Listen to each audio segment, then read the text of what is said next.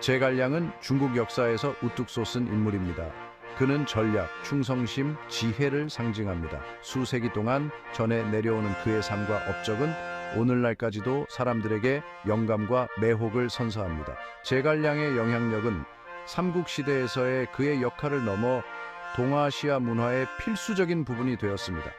그의 이름은 오늘날에도 존경과 존경을 불러일으킵니다. 제갈량은 종종 그의 존칭인 공명으로 불립니다. 이 이름 자체에는 뛰어난 지성과 예지력이라는 의미가 담겨 있습니다. 서기 181년 한나라 말기에 태어난 제갈량은 혼란과 분열의 시대에 희망의 등불로 떠올랐습니다. 그는 촉한 왕국의 건국자인 유비와 함께 한나라의 부흥에 그의 삶을 바쳤습니다. 제갈량은 중국 내 큰 불안정의 시기에 성장했습니다. 한때 통일과 번영의 상징이었던 한나라는 무너지고 있었습니다. 군벌들은 권력을 놓고 다투었고 제국을 혼란에 빠뜨렸습니다. 이러한 격동의 시대에도 불구하고 제갈량은 고전 교육을 받았습니다. 그는 유교, 역사 및 군사 전략에 대한 가르침에 몰두했습니다. 그는 자신의 지성을 연마하고 사람과 정치에 대한 예리한 이해를 발전시켰습니다. 제갈량의 뛰어난 명성은 빠르게 퍼져나갔습니다. 그는 종종 주나라를 세우는 데 도움을 준 전설적인 전략가인 강태공과 비교되었습니다.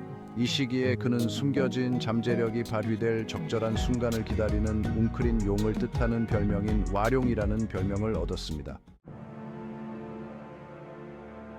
제갈량의 삶은 유비를 만나면서 극적인 전환점을 맞이했습니다. 한나라 황실의 먼 친척이었던 유비는 제국의 질서를 회복하기로 결심했습니다. 제갈량의 비범한 재능을 알아본 유비는 그의 조언을 구하기 위해 3번이나 그를 찾아갔습니다.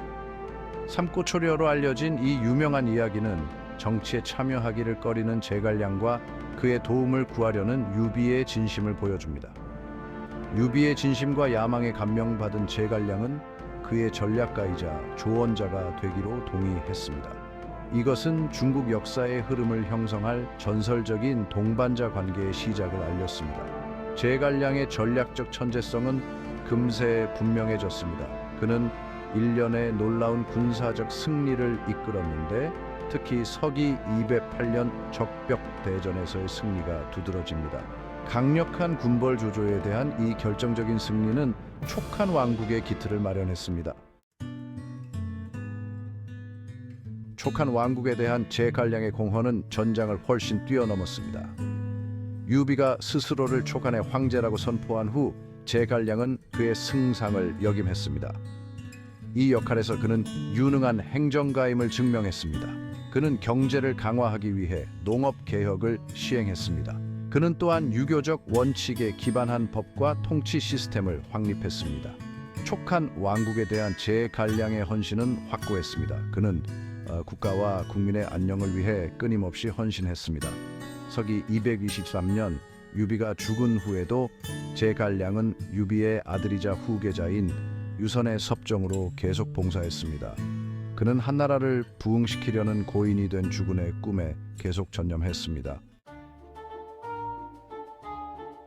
오장, 관용구와 일화, 지혜와 교활함의 이야기들. 제갈량의 유산은 역사적 사건뿐만 아니라 수많은 관용구와 일화로도 정의됩니다. 대대로 전해지는 이 이야기들은 그의 지혜, 전략적 사고, 그리고 기략을 보여줍니다. 그러한 관용구 중 하나는 적벽대전에서 적에게서 화살을 얻기 위한 그의 교활한 계획을 나타내는 초주동궐입니다.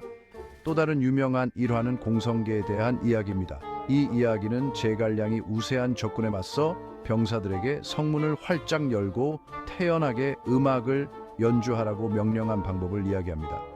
계산된 대담함의 이 행동은 적장으로 하여금 그것이 함정이라고 믿게 만들었고 그로 인해 그는 후퇴했습니다. 육장 북벌 저항에 부딪힌 야망.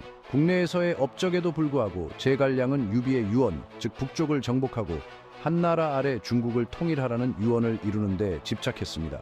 이 야망은 북벌로 알려진 일련의 군사작전으로 이어졌습니다. 서기 218년부터 234년 사망할 때까지 제갈량은 촉한의 북진에 대한 주요 장애물인 위나라를 상대로 6차례의 원정을 이끌었습니다.